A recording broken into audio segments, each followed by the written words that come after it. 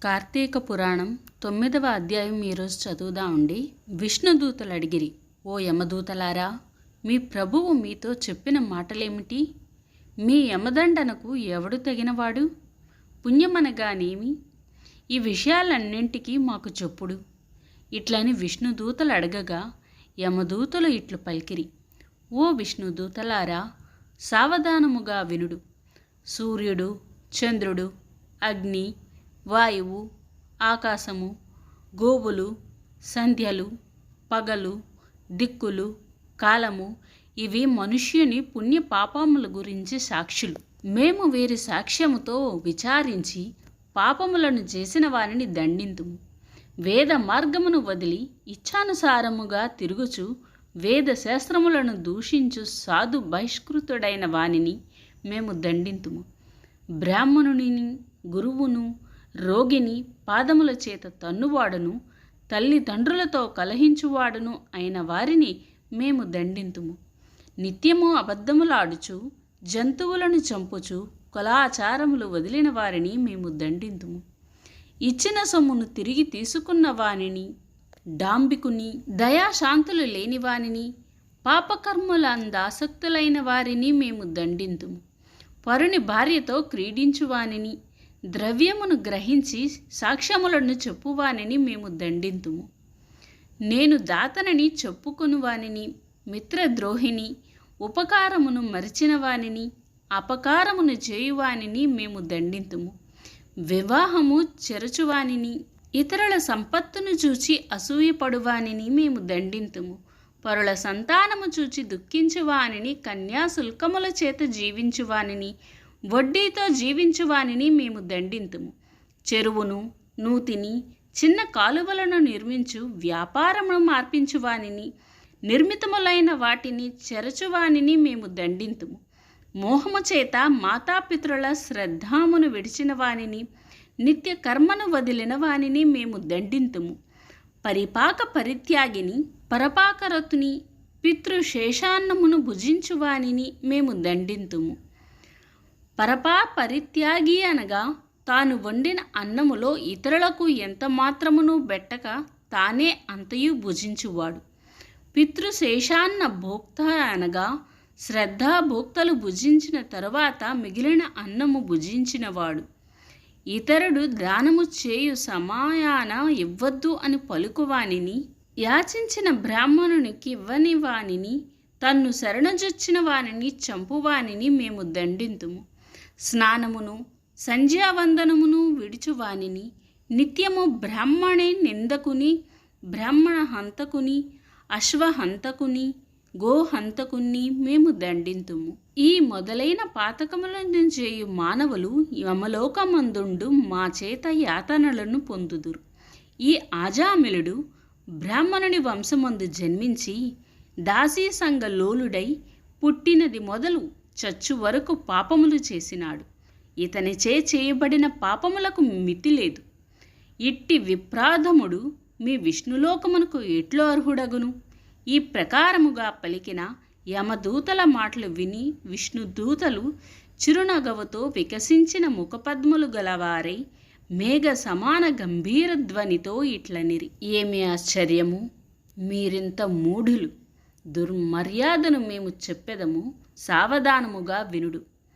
దుస్సంగమును విడుచువాడు, సత్సంగము ఆశ్రయించువాడు, నిత్యము బ్రహ్మ చింతనమును చేయువాడు యమదండారుహుడుగాడు.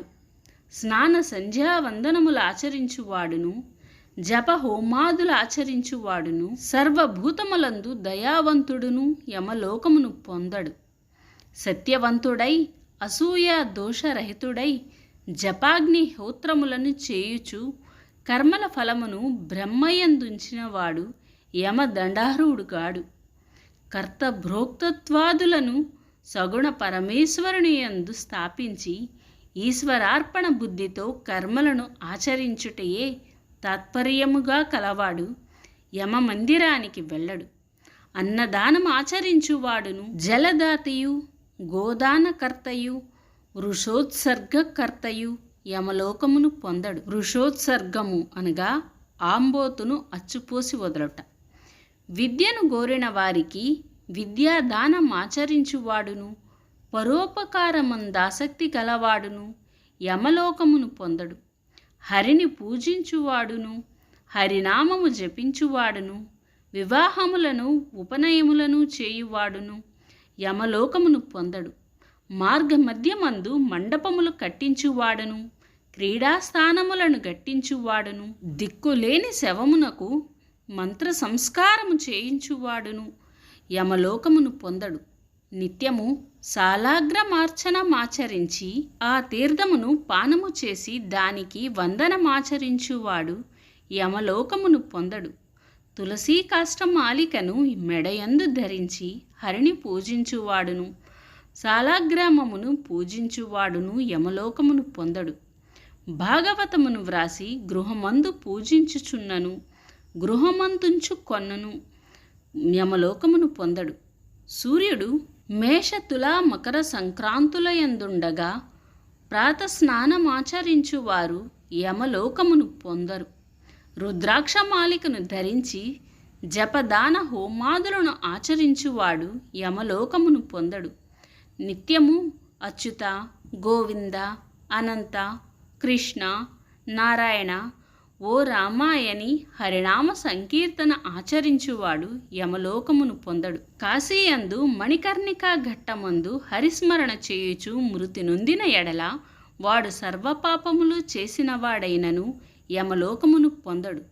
దొంగ, కళ్ళు త్రాగువాడు, మిత్రహంతకుడు, బ్రాహ్మణ హంతకుడు, గురు భార్యారతుడు, స్త్రీహత్య, రాజహత్య, గురుహత్య, గోహత్య చేసిన పాపాత్ములు మరణకాలమందు హరిని స్మరించిన ఎడల పాప విముక్తులగుదురు. మహిమను తెలుసుకొని గాని తెలియక గాని మరణకాలమున హరినామ సంకీర్తన గావించిన వారు పాపాత్ములైనను ముక్తులగుదురు.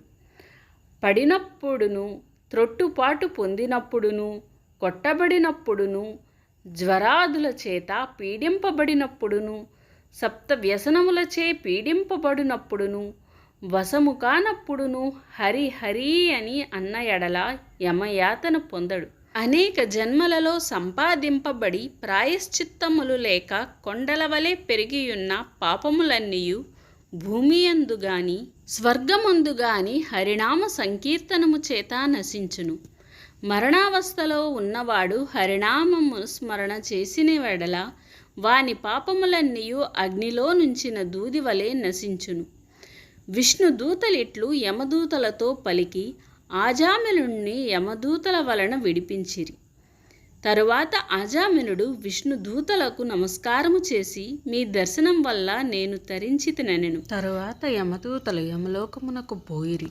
తరువాత ఆజామిలుడు యమదూత విష్ణుదూతల సంవాదమును విని ఆశ్చర్యపడి, అయ్యో ఎంత కష్టమాయను, ఆత్మహితము చేసుకొనలేకపోతినిగా, చీచి నా బ్రతుకు సజ్జన నిందితమాయను గదా, పతివ్రతయైన నా భార్యను వదిలివేసి కళ్ళు ద్రాగడి ఈ దాసీ భార్యను స్వీకరించి తిని గదా, వృద్ధులు నాకంటే వేరే దిక్కులేనివారు పుణ్యాత్ములైన మాతాపితరులను నీచుడినై విడిచితిని గదా, అయ్యో ఎంత కష్టము, ధర్మమును చెరచువారు కాముకులు నిరంతరమనుభవించడి నరకమందిప్పుడు నేను నిశ్చయముగా పడెడివాడను.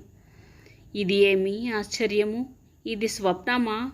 ఆ నల్ల కత్తులను ధరించిన యమభటులు ఎట్లు పోయిరి? నేను పూర్వజన్మమందు పుణ్యమాచరించిన వాడను, ఇది నిజము. అట్లుగానిచో దాసీపతి అయిన నాకు మరణకాలమందు హరిస్మృతి ఎట్లు గలుగును? నా జివ్వ హరినామమును ఎట్లు గ్రహించును? పాపాత్ముడైన నేనెక్కడ? అంత్యకాలమంది స్మృతి ఎక్కడ? సిగ్గు విడిచి బ్రాహ్మణులను జంపు నేనెక్కడ? మంగళకరములైన నారాయణ నామం ఎక్కడ? ఆజాములుడిట్లు విచారించి నిశ్చలమైన భక్తి నొంది జితేంద్రియుడై కొంతకాలముండి సాయుజ్యముక్తిని పొందెను. కాబట్టి నారాయణ నామకీర్తన గావించువాడు సమస్త పాప విముక్తుడై వైకుంఠలోకము పొందుదురు. ఇందు సందేహము లేదు. इति श्री स्कंद पुराणे कार्तिक महत्ये नवमोऽध्याय समाप्तः।